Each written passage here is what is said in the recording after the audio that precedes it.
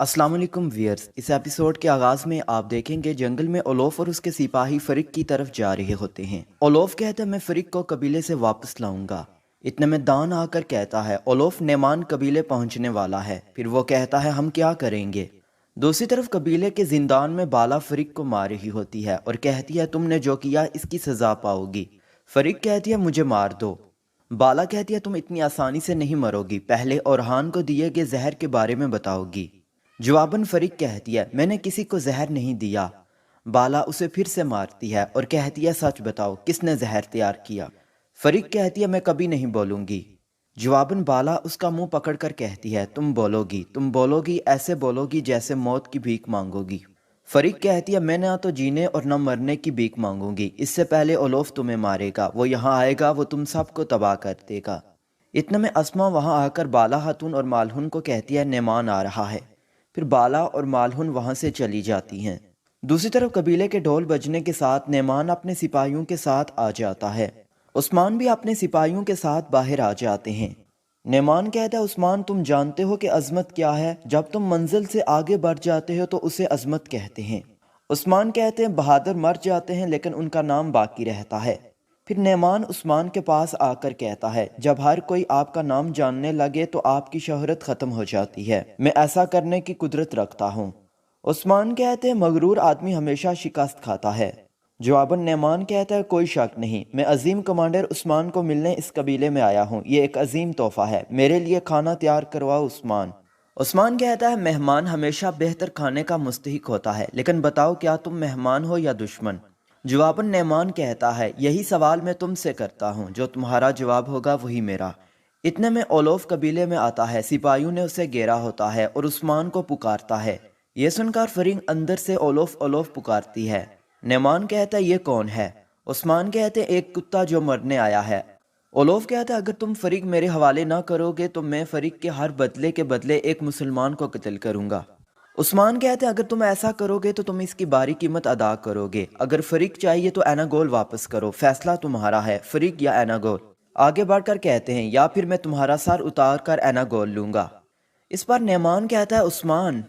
Olaf कहता है अगर मैं यहाँ से वापस ना गया तो मेरे सिपाही कत्ल आम शुरू करेंगे। दूसरी तरफ मारमराजी किले में ओक्तम बेंगे से कहते हैं ये तुमने क्या किया, तुम फरीक के लिए गात कैसे लगा सकती हो। जवाबन वो कहती है फरीक पकड़ने नहीं होगी। जवाबन ओक्तम कहता है अगर वो पकड़ी गई तो इस्मिहान हमारे साथ क्या करेगी। जवाबन बेंगे कहती है वो गात के बारे में जानती है, वो पकड़ने नहीं होगी, मुझे अलचीचक ने मजबूर किया था। ओक्तम कहते हैं अगर बाला को मालूम हुआ कि तुमने गात की खबर दी तो क्या होगा। बेंगे कहती है ऐसा कुछ नहीं होगा। इतने में अलचीचक इजाजत लेकर अंदर आती है और कहती है अम्मा आयशा ने खबर भेजी है कि फरीक पकड़ी गई है। यह सुनकर ओक्तम साहब मुस्कुरा कर कहते हैं यह अच्छी खबर है, तुम वापस अपने काम पर जाओ। उसके जाने के बाद ओक्तम कहता है अब हम क्या करेंगे।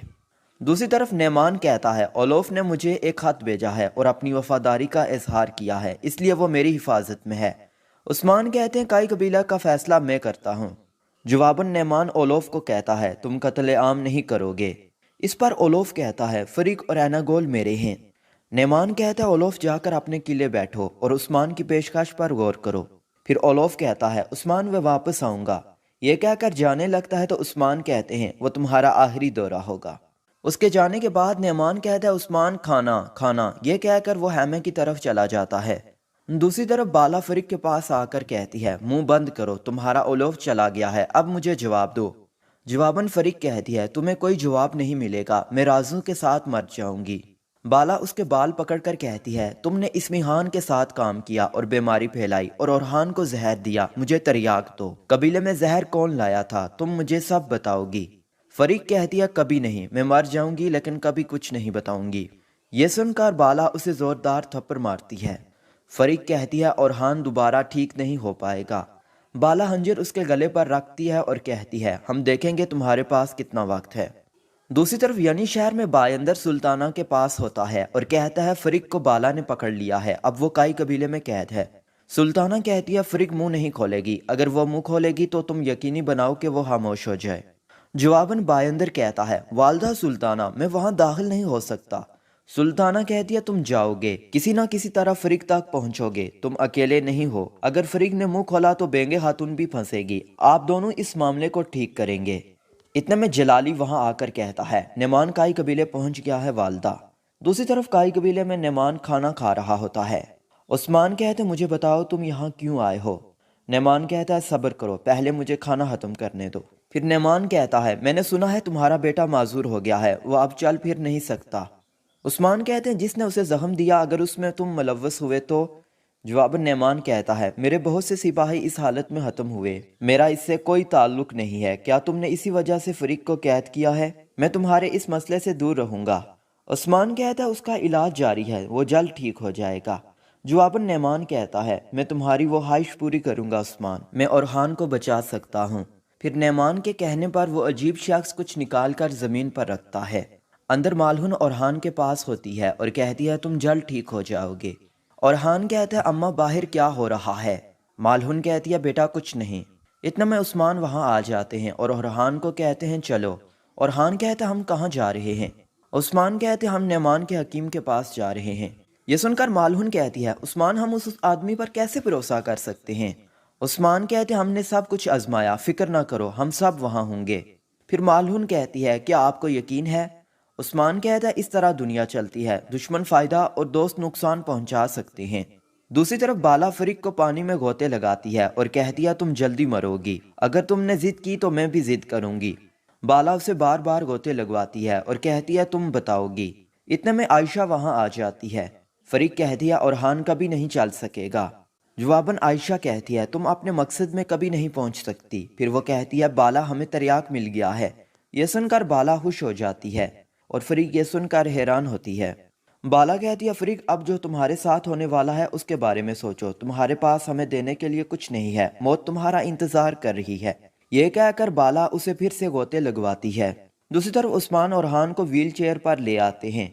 नेमान ओरहान को देखता है, उसके बाजू वगैरह चेक करता है और कहता है इसके जिस्म में जहर फैल गया है जिससे जिस्म कमजोर हो गया है, अब एक ही इलाज है। उस्मान कहते हैं मुझे बताओ। जवाबन वो शख्स कहता है गर्म पानी। फिर उस्मान मालहुन को कहते हैं ले आओ। वो शख्स तरियाक तैयार करना शुरू कर देता है। उस्मान कहते हैं बोरान कोमराल अब्दाल को बुलाओ। वो शख्स तरियाक तैयार कर रहा होता है गर्म पानी से और उसमें कुछ डालकर।